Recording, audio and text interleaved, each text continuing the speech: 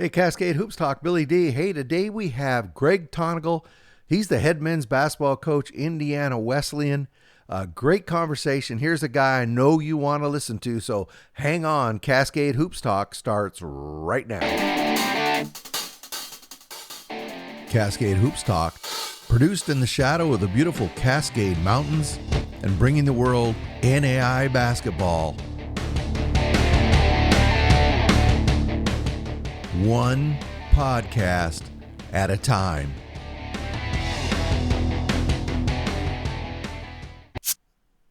Hey, Craig Tonagel, 550 wins, multiple All-Americans, Player of the Year, Small College Player of the Year, 3 national championships. He's still a young man. Where do you go from here? We talk about that quite a bit. It's a great conversation. Really appreciate Greg having a real open, good conversation. You're going to enjoy this. This is Greg Tonagel. He's the head men's basketball coach, Indiana Wesleyan. They are the Wildcats. Cascade Hoops Talk, Billy D. Hey, I got Greg Tonagel on the phone, head men's basketball coach, Indiana Wesleyan, the Wildcats. Thank you very much, Coach Tonagel. Appreciate you taking the time. Oh, Billy, it's been a long time since we've talked, but that means basketball season's right around the corner, excited to talk a little hoops with you. We're there. You were just telling me before we started, you're just now starting practice today, huh? As we record this. First day of practice today, so everybody's excited and everybody feels good about their games. We're undefeated, I think. So as you come into but I want to know, I don't want to talk about this season yet. I want to go back. You've had what a lot of people would say is a kind of a dream career. You've had 3 national championships. You've had many All-Americans come through your program. You've won 550 games. I want to know from your perspective, as you step back, young guy coming out of Valparaiso, wanted to be a coach, got the job at Indiana Wesleyan. Where did you hope you would be? And what are some things that you accomplished that you hoped? And what are some things that you still want to move forward that you just haven't quite hit? Man, you were bringing the heavy hitter to start this thing off with. Oh, you think about this stuff. You're a smart guy. I mean, I'm going through my midlife crisis, so I've been thinking about this stuff a lot. It's interesting because, on one hand, some of my success came, I'm not early, but we've had some challenging years the last few years. And in some ways, I feel like, and I think every coach goes through this, you second guess or you doubt. And I've wondered, man, what do I got to do better and how can I get better? So I'm kind of in that phase of I'm reinvigorated by challenging myself and realizing that, I got to do a better job and I can do a better job. And I think like most coaches, when I started out 21 years ago, I wanted to be famous. I'm not going to lie. I wanted to be famous. I wanted to, quote, climb the ladder. And then you get into this business and you realize the grass isn't always greener on the other side. That's right. You're not just chasing, a position, but purpose. I think this word purpose just keeps coming up over and over in my life because I've talked to a lot of guys on both sides. I got friends making $10 million a year, and they're no more happier than I am. And I got friends making half of what I make, and they may be happier at times. And it's just made me realize, what's the purpose in what you do? Trying to double down on that and have an influence. Because at the end of the day, every record anybody holds is going to be broken. So whatever I've got that looks good on paper is just going to fade. And so what means the most are when guys come back and they've got families and they talk about what you've taught them. They talk about, the influence you've had on their life and helping them become a man, and for us becoming a man of Christ and just impacting their lives. And so, I'm at that point where, this is year 21 and I do feel old because we've got a bunch of young guys in our league. Right. Most of the old guys are gone. When I came into this league, I think there was 3 or 4 guys that had won, I want to say 700 games. It was pretty crazy. Yeah. And now, I'm on the other end. I'm older and I'm still trying to win. And I'm excited about trying to get back to the national championship, to be honest with you. That's obviously a goal to get back there and try to get a 4th. But if I don't, I think I can walk away from this game knowing, I found my purpose and I gave it everything I've got, not for myself, but for others. Greg, you said 2 words that really struck me: impact and purpose. I know, I'm a really old guy. I've been retired now for a lot of years. But one thing I found when I first tried to retire, I wasn't making an impact, or I really didn't have a purpose. And I found that that just haunted me. It didn't last very long. First thing I did is I went back to work for a little while. But then when I did retire, I really started this podcast for that reason. Number one, I wanted to have an impact. I always loved this game. I loved the NAIA, and I wanted to have a purpose in my life. And every time I go, like this weekend, I went and did some work for NAIA volleyball and, covered a game. And I just always, it rewards me to spend time with the young athletes and give them a platform to be heard. And I walk away feeling like, I still have a purpose. So I don't know if that ever leaves you. I think it just stays with you forever. I love the way you put it, and your live's a testimony to that. You're very other centered, right? Like most of what you do is highlighting others, and there's something about that's the way we're supposed to live. When we live the other way, when we highlight ourselves, when we platform ourselves, there's an emptiness that comes for that. You can climb the ladder in this profession and make it all about yourself, and it may look good from the outside, but I'm not sure on the inside you feel deeply fulfilled and purposed. So I think for me, as I've honed in on that in coaching and not just chase the wins, it's just so much more enjoyable. And what you feel like you have is a calling, right? It's like you hear coaches talk about this. I don't walk in every day and go, gosh, I have to coach today. And, right. What am I going to do with my time? It's like, man, I get to invest into these people all day long. Like my day was filled with about 10 different things today. Meetings individually.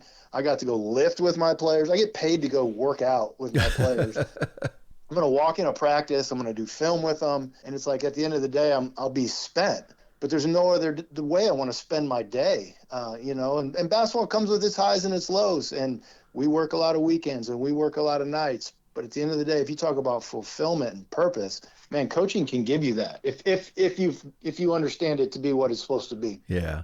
I think one thing, everybody in the country agrees with me on this. One thing you've done really, really well out of your program is, you build great young men. You've had fantastic young men come out of that program. Everybody knows who they are. It's almost like that kind of feeds upon itself because that draws more young men who want to be a part of that, and they know what you are and what's expected of them there. It starts to become a mission upon itself. It feeds itself, and now you're building the IM3 center, I think you're calling it. Talk about that and, what that I am third, is that how you say it? I am third? Correct. Okay. Yep. Just explain that for people. And I know when I visit Indiana, I hear that everywhere, not just at Indiana Wesleyan. That philosophy really, really prevails. Talk about that. Yeah, I mean, I'm super excited about the I am third center, which is an arena. That's a practice facility. And I remember talking to our administration, and they're like, you guys have pretty good facilities, they were telling me, and why do we need to spend more money? And I said, look, you always want to upgrade. I get that. But at the same time, this arena embodies the mission of this program and the institution. I am third is God first, others second, self third. And we're trying to live that mission out, both on the court and off the court. And in some ways, this is just giving us a bigger platform to that. And it's been cool to see people rally around that. We're 90% done fundraising for a $32 million facility. Wow. And, we've never done anything like that, and we didn't know exactly where it would land. But people have bought in and made great sacrifices, not because they just want us to win games or they want to give our guys an extra amenity. They believe in the mission. They believe in the type of men and women that this place, right, Indiana Wesleyan, produces. And so that at the end of the day, that's the bigger purpose, and that's what excites us, and that's what drives us. And it's everybody at this athletic department, from it starts with our president, but it works its way down to our athletic director, who's bought into what we call discipleship, which is pouring into people's lives spiritually and helping them identify their purposes for life. And this I Am Third Center is going to be done in the fall of 2026, and it's kind of a new chapter for me as a coach, but for our program as a whole as well. Well, it's pretty exciting stuff, isn't it? Oh man, I dreamed of it for a long time and never thought it would happen. There was times where I kind of put the dream to bed, and then it got going again. And the other day I walked through it for the first time, and it was really real. When the structure's up and you start to envision, man, this is going to be mid-court. This is our practice facility. These are the new locker rooms. Like, pretty jacked about it. Okay, let's talk a little bit basketball. You're going to start to practice today. I'm not going to grill you on your roster too much, but you have a Bontrager's back, Cademan Bontrager, and your other big scorer. You've got Luke Brown. Luke Brown. Yeah, and of course you got Cleaver back, and then you got a senior at the point. You start with a pretty good base there this season. Yeah, we returned quite a bit from last year. We basically lost senior Griffin Cleaver as he graduated. Oh, he graduated. Okay, you're right. He graduated, yeah. And it starts with Caden Bontrager. He's, potential all-conference guy. He's potential player of the year in our league, and he continues to get better and stronger. Luke Brown's a guard that's dealt with injuries his entire career, and honestly, at this point, I don't exactly know what's going to happen, if he's going to be able to go or not. So if he does, it gives us a huge boost. If he doesn't, we've got to play some young guys because we do have some freshmen that are going to impact. But like most freshmen, as you know, it's a process, and it takes a while to get acclimated. But we've got potential to have some depth on this team that we didn't have last year. A lot of it is due to injuries, but. I'm pretty excited about this group. They're together. They're fighting together. They seem to enjoy each other. If you got that, you can build something. I do have to ask you about the young man. Where's he from? Lafayette, West Lafayette, Stony Brook University. Transferred over. Is he honestly 7'3"? Rocco, how do you say it? Muratori? Yeah, Rocco Muratori. He is a legit 7'3". It's funny because I get more questions about Rocco than anybody. Well, when you look at your team picture, he's like a foot over everybody. And because of his injuries, and he's still coming back, I haven't seen him play. So people are always asking me about him, and I'll just say this: he's a hard worker. He's very disciplined. He's going to be able to play at semester, and so we'll see. It's hard, as you know, to work guys in mid-semester, but at the same time, he's unique. And I'm pretty sure he can help us, and so we'll find out, come second semester. You coach there in the buzzsaw. You and I were talking before we started. You coach there in that buzzsaw in the crossroads. Every season, you can have what you think is the team of your life and end up third in the conference. Just talk about what it's like to play in that conference and coach a bit against some of the best coaches in the country. Yeah, it really just seems like it gets better every year. I often think, well, it might be a down year, and then there's several teams that rise to the top and, can compete for that national championship. And it makes you better as a coach. You can't sit back and think, well, because we were good in the past, we're going to be good in the future. Like, you're going to be pushed. And you get that mix of really skilled players because a lot of the kids are coming from the Midwest and generally Indiana. And, kids in this area are just really skilled, but they're also coached well. When I look at the state, these kids from third grade on are just, being taught by varsity coaches, and they have systems, and so they come up and they understand how to play basketball. And when you understand how to play basketball and you have that high IQ, it gives coaches a lot of tools to work with. And so I think that's what makes the Crossroads League well. Good skilled players, but really good coaches as well. Talk about the competition, though, for those players, because all through the region, when I talk to coaches from either Ohio or Michigan, they're all looking for those Indiana guys. I think that's one of the things that makes recruiting a little bit challenging here because we get hit from all sides, right? Right, exactly. And that's Division I. Like, Division I's will come in from the north, so they come in from Wisconsin and Michigan. They'll come in from the east, which is Ohio, and a lot further. We get a lot of those random Division I's out east that come in here. And then you get hit from the west and the south. And there's a little bit of, I think, sometimes maybe – people assume, well, he's from Indiana, he's a good player and he can shoot. So maybe some kids get over. There's a lot of pressure, I guess is what I'm saying. Like, you're not going to find a ton of hidden gems because there's so many eyeballs on the state. But at the same time, we feel like we got a niche here at Indiana Wesleyan, and we've been able to get some of the better kids in the state. And I think getting the new arena is only going to help us compete more with some of those Division I's. How much has recruiting changed with the new, I'm sure you get asked this all the time, the transfer portal? It seems like everything changes every year. What have you had to adapt? How have you adapted, I should say? I mean, it's changing more for the kids than I think it is for us, per se. And I think it's still going to continue to shake out with everything. It seems a little bit like the wild, wild west out there. But, the challenge is, can you just continue to know who you are and who fits? And I'll be honest, I made a mistake last year, and it really disrupt chemistry. And you learn that, there's certain things you don't want to compromise on. And finding kids who fit, who want to be here are some of the most important things you can do as a coach. And so I just told our staff, I owned it, but we're going to get back to bringing in kids that just love this place and want to be here and work hard. And because you want to be around kids you enjoy coaching. And there's enough of them out there that you can go. I think it has kind of the recruiting changes are almost regional. I'll talk to coaches in some parts of the country where they'll say the JC's under recruited. Other places in the country, the high schools are under recruited. What do you see there in Indiana? It sounds like the high schools are very strongly recruited there. Yeah, I can't really say that they're under recruited. I mean, maybe more so than 10 years ago, but not too bad. And we don't have a lot of JUCOs in this area. Yeah. We also don't have a lot of Division IIs in this area, so we're kind of uniquely situated in that high school kids are the bread and butter, and because of Indiana, I think they are recruited pretty heavily. Hey, I see that it looks like your oldest boy is getting ready to play college basketball, huh? I do. I've got a junior in high school, and we offered him this summer, so that's a unique situation, trying to figure out how do you recruit, your own son. Yeah, how do you let him make decisions and whatnot, because he's grown up here, so I think in a lot of ways he takes the place for granted, but it's a new phase of life for sure. That's got to be an odd feeling to have your son recruited. I think I saw where he had a trip into I think I saw on X he had a trip into Taylor, if I remember right.